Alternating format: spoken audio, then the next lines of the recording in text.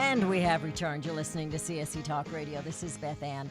I'm sharing this article with you, and I want you to think back in the 60s. I know most of you can. I had a house full of grandkids and great-grandkids this weekend, and they don't remember the 60s, And neither do my kids. They don't remember the 60s. So let's get back. It says progress in civil rights was veered from Martin Luther King Jr.'s integrationist idea of colorblind society, emphasizing the content of our character to racially segregated dorms and rampant identity politics.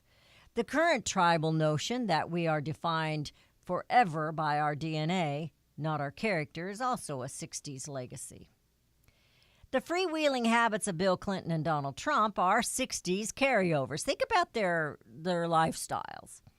So it is the hard left sermonizing and preaching. So it is with the hard left sermonizing and preachy nonstop hectoring of Al Gore and Barack Obama. The new faddish socialism of Alexandria Ocasio-Cortez, I love her name, is merely the old socialism of 1968. Could the good of the 60s have been accomplished without all the bad? The answer is still debated. Unfortunately, the wounds of the 60s have not healed with the graying of the 1968 generation. Now, Americans increasingly self-select geographically. Those who prefer stronger religious life, smaller government, fewer taxes, more liberty, and who desire to keep traditional American values alive, tend to gravitate to our nation's rural and red state interior. The blue state coasts seek to keep the spirit of the 60s alive with hip urban culture, bigger government, higher taxes, greater emphasis on identity politics, and a constant effort to radically change America. So who won the 60s? Republicans would claim that they have won more presidential elections since 1968. They would argue the silent majority eventually saved much of what was still traditional America.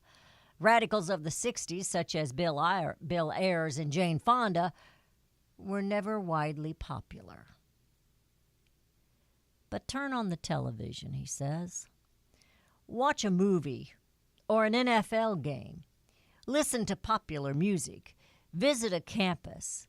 Notice how crowds dress and speak, walk down a sidewalk in a major city, and examine the behavior of our celebrities and political class.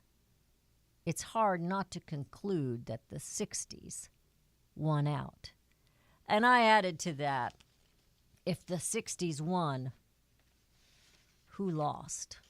We're going to go to the phones. We're going to go to Tom in South Carolina. Tom, how are you today? Doing pretty good. I hope I won't hurt your feelings too much. Oh, you probably won't. I have different points of view on some things, and I was raised up in the 60s, graduated in 63, and got drafted and did my year in Vietnam, and I saw things. And, it was all, I guess, good for me, terrible for some people. But I wanted to caution you about Mark Levin. I'm sure he's a very smart guy, and I agree with so much he says, but he's pushing what he calls a state convention or an article. Absolutely, and I am totally against that.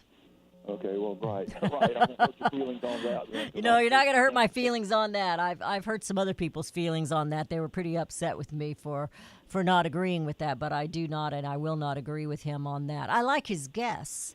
I like this guy that he's had on, and then he had somebody on, and I'm going to have him on here in another week, and we're going to talk about the hoax of the climate change. And so, yeah, that's why I only watch him late on Sunday nights. I don't listen to his talk show or anything during the week. Well, I do occasionally, and he's a bright guy, and right on a lot of things. I just can't understand how a bright person could not see that we have a constitutional convention, that the same crowd that's trying to rule the world and rule our country would try to rule that. They'll make the final decision on that.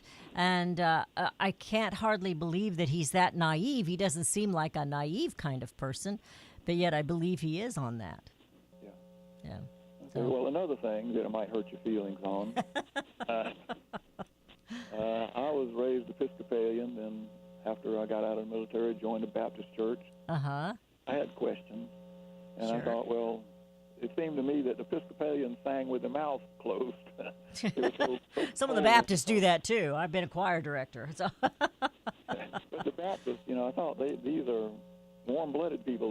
They'll have things to say. I'll ask questions, and we'll go somewhere with this. It'll solve my problems. But no, I finally had to conclude that a good question's better than a bad answer, and become a deist.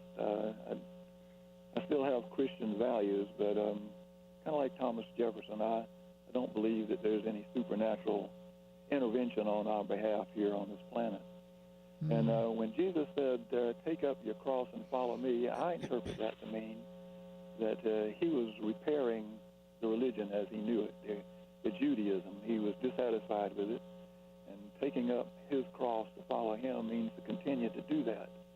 every day. About our religion that our young people are not taking hold of. They don't have the same sense of duty that we had, because they're seeing through some things that haven't been fixed. And I would back this up by saying that if people back in the days when the Bible was being formulated and written, if they had known as much about how things work, what those little blinking things up in the sky were, if they knew as much as we knew now, the Bible would be considerably different. So if it would have been different if they had the knowledge that we have, I think we need to march on and try to repair our religion, or the young people are going to desert us. Well, I look at religion as Christianity as not a religion, but as a relationship with Jesus Christ. And I have seen his divine intervention. He saved one of my children, and I have absolutely no doubt in my heart or in my mind that he did intervene and save that child.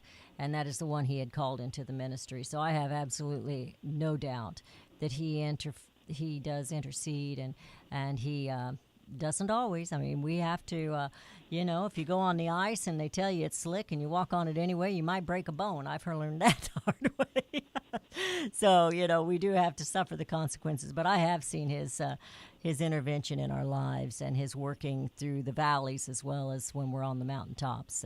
Well, I've become a predestinationist just from observation, not because anybody convinced me. Convinced me by the kind of work that I've done. Mm-hmm. An electronic repair, and you can't pray about it and have just this little resistor be the one. No, it won't be. No, it doesn't work that way. It doesn't work that way.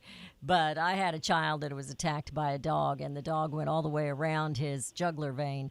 And the doctor said, for this to be that close to the ultimate tragedy, God was watching over this child. And I have no doubt that he was. The child had to walk up to the dog and probably stepped on his paw or something and upset the dog, and that's what happened.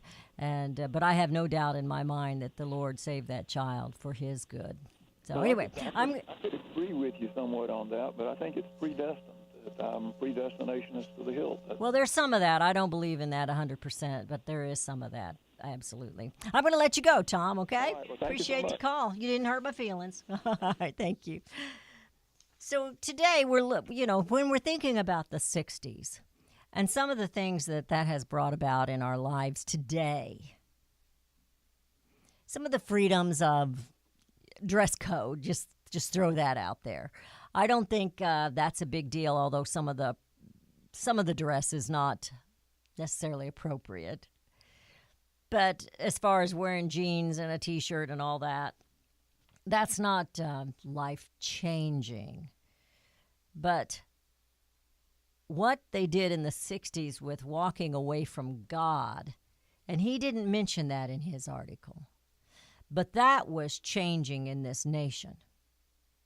So we no longer think that we need to be married to have children. One person can raise the children, and they can. But we have a generation of that. 2 generations, probably maybe 3 by now. And we can see that we have a confused group of people, parents as well as the children. So I'm going to look at that a little bit with what's going on today with, say, those crossing the border, those who are supporting socialism, the Democrat Party that claims to be socialist now, and we're accepting of that. Why? Why are we so willing to throw away liberty, to throw away God, to throw away faith? Why are we so willing to do that? Why are we so willing to throw away life? 877-895-5410 is the number to call. You're listening to CSC Talk Radio. This is Beth Ann, and we will be right back.